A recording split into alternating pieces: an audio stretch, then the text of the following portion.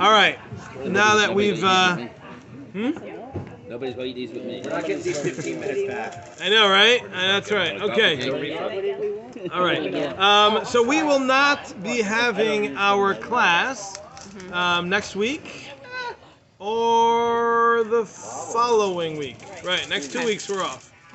Okay. Next week I'm out of town, and it's Erev Sukkot, and the following week is Erev Shmini Atzeres. So. Today we can go to noon. This class today can go to noon. This class cannot go to noon because I got to be in Shul at 10:45. All right, so let's get going here. Okay, so what we talked about last. Anyone know exactly what we're up to? I have page 43. Okay. Okay, so we finished that probably. All right.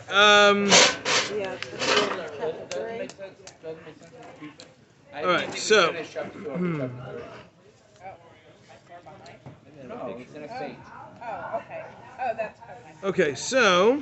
No, or up to hay. We Either start. up to hay or up to... I feel like it was hay. Let's see. Hold on. No, we did hay. We did. Yeah, we did. I will remind everybody what we did, and you can watch the video when it gets posted on YouTube from last week's class, or 2 weeks ago. But what we said was that the focal point of creation is mankind, and that everything else that exists is there in order to serve our purpose in one way or another. So we talked about how every blade of grass, every fly, every mosquito, everything somehow plays into something that someone is going to need to react to or be a part of or something like that.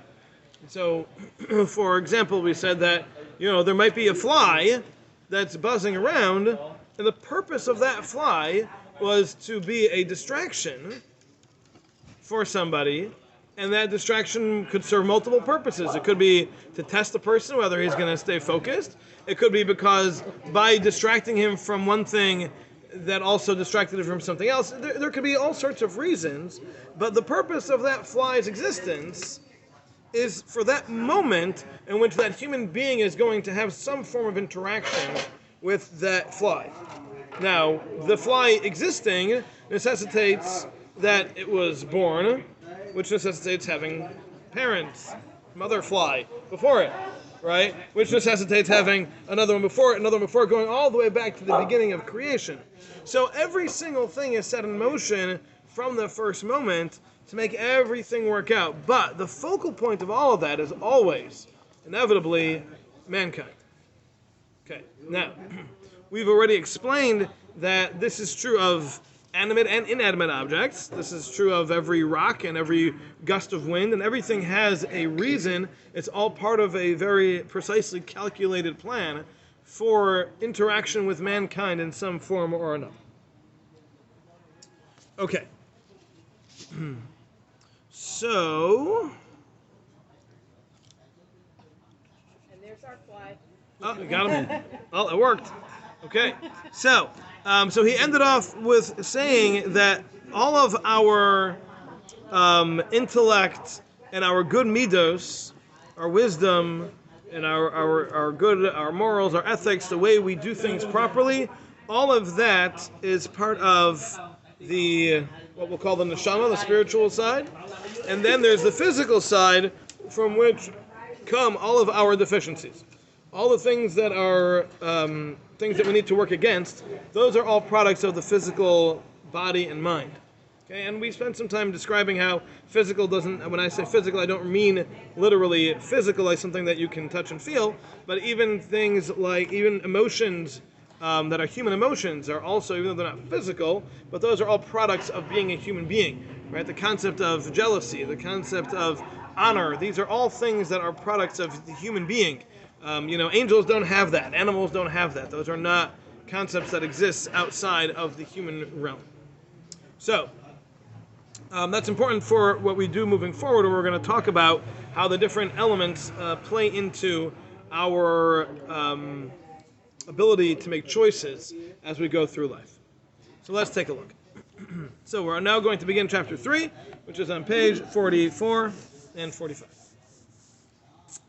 Okay, B'min ha'anaishi, regarding mankind. So, says Ramchal, Kvar Zacharnu, we've already mentioned, Heyais ha'adam aisa habriya, hanivres ha'davik b'yis baruch shmai. Since mankind is that creature that was created for the purpose of connecting to Hashem, v'hi hamutelas ben hashlemes v'chasrenes, and it is mankind that is between perfection and deficiency, meaning mankind is constantly at that crossroads of striving for and attaining perfection, or unfortunately, we also have, or fortunately, I guess, we have the ability to go the other way, to go towards our deficiencies, our physicality. It is possible for man to acquire this perfection, and again, this is specifically man. Man is able to do this. However, this has to be by choice and by will. This cannot be something that is put upon a person. Because if a person was forced in their actions, to choose, in general, to choose perfection, then he would not be the true owner of that perfection, because he did not earn it. He didn't acquire it on his own. It was something that was given to him.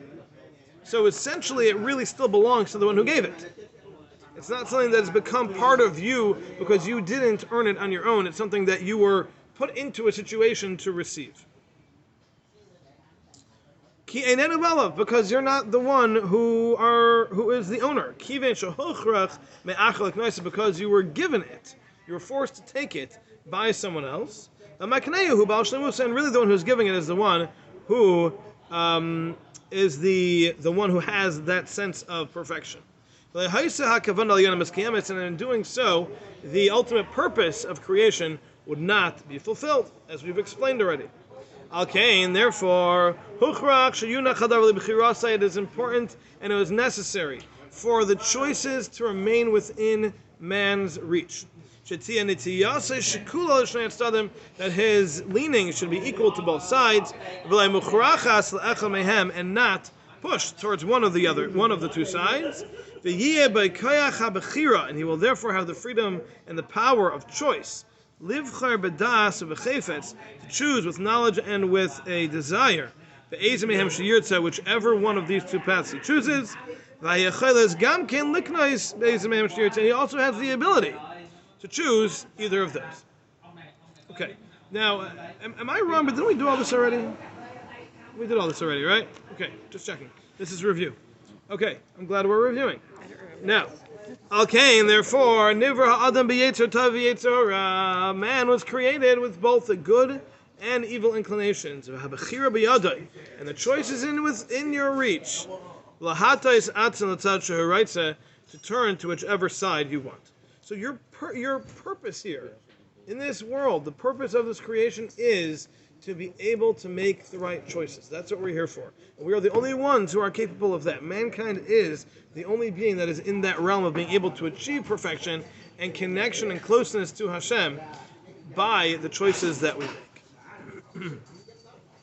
Okay. I think we did Beis as well. Okay. However, in order for this to be done properly,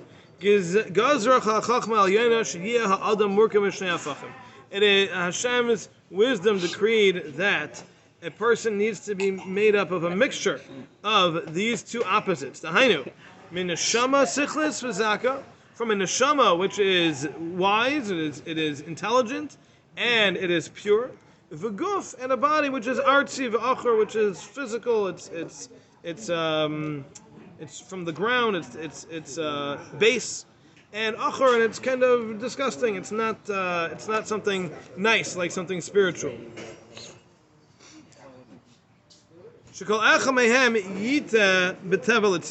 Each one is going to pull a person in that direction. The body will pull a person towards physicality, and the mind will pull a person towards spirituality. Ba'ifin, in the way, she'im haneshama tisalahi v'tisala gufima.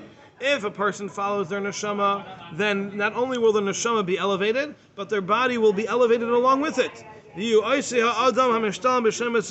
that person will be at the epitome, the pinnacle of perfection that is intended.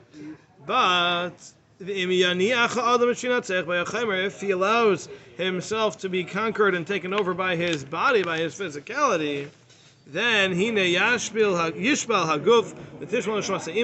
then not only will his body be taken down, but his neshama will be taken down as well. And then this person will not be a proper receptacle for perfection, and he might actually be removed from the possibility of achieving that altogether. And for this person though, every individual, every human being is capable of subduing their physicality from before their neshama, and to achieve perfection as we have mentioned. Can we really achieve perfection? We can achieve the most that we can achieve. We can achieve the most that is available to us, each one of us in our own way. And would it be in specific categories or us as a whole? Each person can attain their perfection. So, in one person, their perfection might be higher in one area than it is in another area, and perhaps that's where their main purpose in life lies, that they need to achieve perfection in this particular spot. That might be, but as a whole, we can each attain our own perfection. Okay. All right. I think this is where we're up to. However, does that change as you go along in life? Does that change as you go along in life? In other words, whatever perfection you were started out to achieve, that you started. In other words, you were set up to achieve X, but you were on a path of A, B, and C, and then you wake up one day and you're like, hey, let's do tshuva. Can you still reach that? Can you reach your intended? All right, it's a very good question. It's a question that I have found what I think are proofs in both directions. The question, the way I put the question was simply, Rabbi Akiva, we all know, did tshuva when he was 40. What if he would have done tshuva when he was 20? He obviously reached the pinnacle of tshuva. You know, he was the greatest of his generation. Could he have been even greater had he started earlier? Which is essentially what you're asking. Yeah. And I don't know the answer to that. I've found what I think, like I said, are proofs either way. Some places seem to indicate that, no, what if a person does a real hardcore tshuva and really commits themselves, they can have no time lost. They can achieve that goal anyway. Other sources seem to indicate that no, that while a person can certainly get rid of their past misdeeds, they cannot make up for their lost time. So I don't know the answer to that question. But we say, well, a person's top get in life is A, right? Mm-hmm. So, for example, Rabbi Akiva, if you would have started 20 years earlier, you would have reached the top get 20 years earlier. Would he have? Or not? Or maybe, that's the question. The question is, the fact that he did a full, complete tshuva, and he committed himself 1,000% from that point forward for the rest of his life, what he attained, was that the maximum he would have been able to attain no matter what? Or was that attainment only because he lost 40 years? Had he not lost those 40 years, he could have reached an even higher level. That's the question.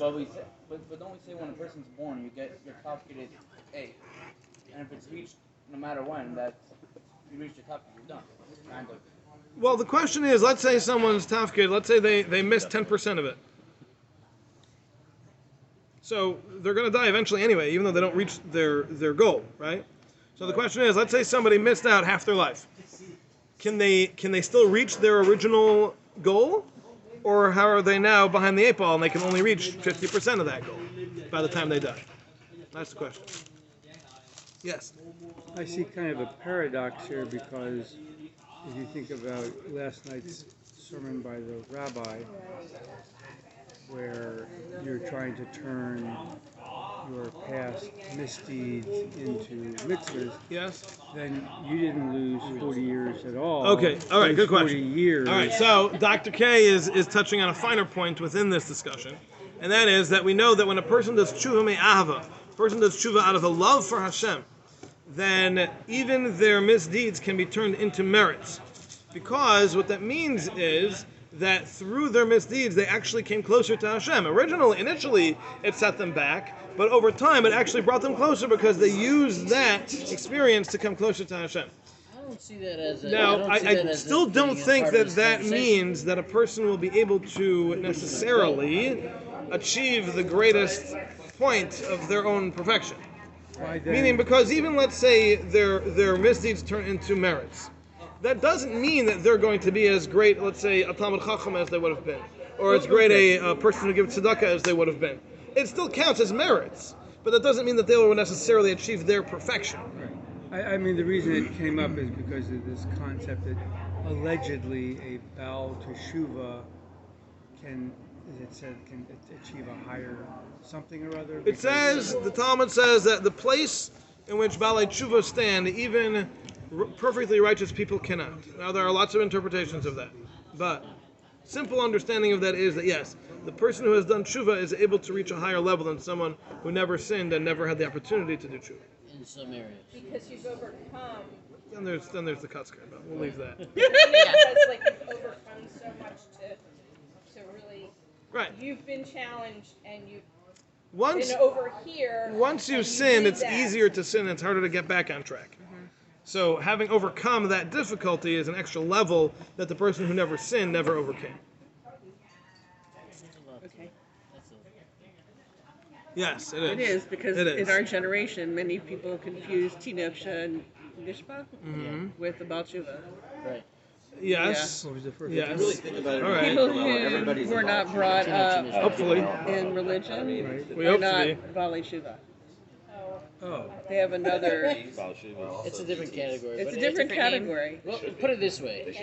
I forgot Whatever. which Rav it was, but he said we're all Baalei Tshuva. In other words, everybody should be in the category. Hopefully. Yes. Right. That's the hope. That's where no we matter all who should you be. Are or what level you Yeah, are none of on. us are in that level of none of us have to worry about being on the level of only being perfectly righteous. But we can't make it to the level of Baalei Tshuva. You don't need to worry about that. We're all good. We got that. Good point. We got it. All right. Somebody already said once to somebody who said, there's two reasons why Hashem gives you something. Either he gives you something to cry about. Either he wants to hear your tefillos, because you're such a tzaddik, he just wants to hear you. Or he wants you to wake up, and there's probably something else he wants you to realize. He said, between me and you, it's probably not the second one. It's probably not the first one. It's probably not the first one where you're Yeah, you don't have to worry about that. Yeah. It's not just because Hashem wants to hear your voice. Right. That is true. He does, but It's there's not- probably yeah. more to it. Yeah. Okay. So. Now, so he says, Gazar Tuva Yizbarach Shemai. Hashem's goodness has decreed Sheyeh Gevul Hishtadlus Hazeh, that there should be a boundary for the amount of work that needs to go into this.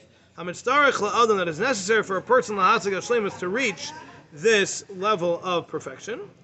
And when he does do all of that effort, he puts in all of that work, Yasig Shleimusai, he will attain his perfection via Nuach B'Hana'asal, and he will rest in his pleasure of having attained that forever and ever. So what this means, what he's just described, is the concept of a lifespan. A person has a lifespan. No one is going to live forever. And the idea there is that every person has been given a limit to how much effort they need to put in. So you have to understand the perspective here. The perspective is, Hashem said, look, I want you to achieve perfection. Now, essentially, that could take thousands of years to achieve perfection. But Hashem, out of his goodness, said, that's too much. Can't have that. I'm going to give people a lifespan. And there's going to be an end. There's going to be a definitive end to that. And they are going to be able to achieve their degree of perfection within that time. So this is from the goodness of Hashem. Hashem has given an encapsulated boundary that says, okay, you work within this frame and you can accomplish everything you need to accomplish. I'm not going to make it this open-ended perfection that you're going to have to spend thousands of years on. I'm going to give it a boundary. It's a small amount of time. I'm going to say, I'm going to give you everything you need during that time to accomplish your task. You know, if somebody says, okay, you've got a million pieces of mail to sort, get started. You'll know you have job security for a while because it can take you a very long time, but at the same time, you'll feel like you're never going to get anywhere. But if someone says, okay, here's your job for today, you've got 100 pieces of mail to sort, you get it done. That works, right? So what Hashem did was he gave us kind of what we'll call micro jobs. He says, you've got this potential to accomplish in this lifetime. Okay, so during this lifetime, you need to accomplish just X, Y, and Z. And I'm going to give you this many years to accomplish it. And these are all the circumstances, these are all the tools, everything you need, you're going to have it during that time, you can do it. Then, there's the concept of a Gilgal, where the neshama comes back down to accomplish something else. And in doing so, Hashem can take the task of 1,000 years and split it up into micro jobs. And each lifetime will be for one element or aspect of this bigger perfection that the neshama needs to attain. I think the Ari and maybe the Ramchal and the Baal Shem Tov talked about that. What is a person's tikkun or tikkunim? What is a person's rectifications that we have to do to work on perfecting ourselves? And a lot of people struggle with that. And I think it was the Ari, I could be mistaken. He said that whatever your greatest tests are on this planet, whether it's managing, receiving honor, intellectually feeling greater than people, money, other things, eating, whatever your biggest challenges are on the planet, those are the areas where your tikkun is at. Chavos Levavot says that. Okay. Yeah, absolutely. Just in case you want to know what some right. of the tikkunim are, that's where it's at. Whatever you really struggle with, you don't tell anybody about it. Probably don't. That is what you probably need to really work on. Right. So there's two schools of thought to that question. Chavos Levavot goes with your way, who says that the biggest challenge is. There's another school of thought that says it's the opposite. It's the things that are easiest for you. The things that are the least challenging. Those are actually your area where Hashem has given it to you so easily that you just need to perfect it by just sticking to it. And He's given it to you as, this is your tool, this is what you're good at, go for it, do it, use it. Now there will always be challenges within that realm. There will always be one time where it's difficult. Someone who's a very giving person, there's going to be that one time where it's like, I really don't want to do this, right? It always comes up. And sometimes that's the key. That's like the clincher right there. That's when you got to really overcome. But yeah, there are two schools of thought. Where's that one? Who says that? It's like like the somebody first way who's super better. wealthy. How often do they use their wealth properly? It's funny you say that. There's a story. There's a story in. There was someone who lived in Lithuania, a very, very wealthy individual, and he gave a tremendous amount of tzedakah. Everybody knew this is the guy to go to. He gave to everything and everyone, and overnight he lost his fortune, completely, everything. He lost his entire fortune, gone. So someone went to the Brisker Rav Chaim Brisker, and said, "What happened? Here's a guy who was clearly passing the test. He was doing everything he was supposed to do. Why did Hashem take away all his money?" So the Brisker Rav Chaim said, "He passed the test. That's it. Test is over. He did it. He's done. Now he's up to the next one. He's up to the next test now. That test, he passed. He's over. Wow. Moving on. Next. Right? It's like, hello. Wow. ABCs. Come on. That is Like, what's the question, Yeah. right? But it's a very important outlook in life, by the way. Wow. Yeah. Well, that goes back to what you were saying, to get another Yeah. So some people have a second tier test. You pass test number one, they'll move on to the next area. Now you've worked on that, now you've got to go work on that. I've worked with some couples in second marriages or divorces and things, and I really think that's a lot of it. A lot of what goes into a new stage of life with a divorce or a widow or a second marriage, all these things is because, okay, that test is done. You finished test number one. Now it's time for test number two, which is in a different area of life. Your first marriage worked this way. You were very into, giving or supplying or whatever it was. And now your new marriage doesn't work that way. You know what? It could be you passed that test. Now it's time to work on a different aspect. You have to keep these things in mind. Understand, nothing happens by chance. Okay. All right. So now, Al Kain. Therefore,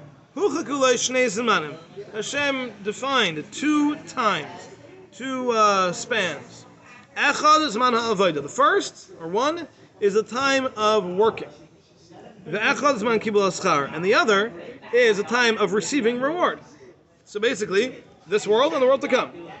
Put simply. Ve'ulam. And that is important, by the way, because we know there's a rule, schar mitzvah b'al malaka. We don't get reward for mitzvahs in this world. There's two times. There's the work time and there's the reward time. That's how it goes. V'ulam, however, midas taiva meruba. We always have a rule. The Gemara tells us that the good side is always stronger, 500 times stronger, in fact, than the bad side. Shahavaida yesh lo zman mechukak. And here we find the same idea that the work that a person has as a limited time. It has a set time. The amount of life in this world is limited. There's a certain number of years a person's going to live, or days, or moments, whatever it is. Whatever amount of time Hashem's wisdom has decreed that this person needs for accomplishing his task. However, the receiving of reward, that has no end. There's no end to that. Ela netzach netzachim, forever and ever. Hu misaneg v'hoylech b'shleimus asher kanalai. He will be taking pleasure and going, meaning that pleasure will actually increase over time with this perfection that he achieved. The longer a person is in the world to come, the more that growth, that sense of accomplishment, that pleasure of being connected to Hashem grows, and it gets more and more and more, and that never ends. It's an infinite cycle. It's constant. It never ends. And that's not something that we can understand.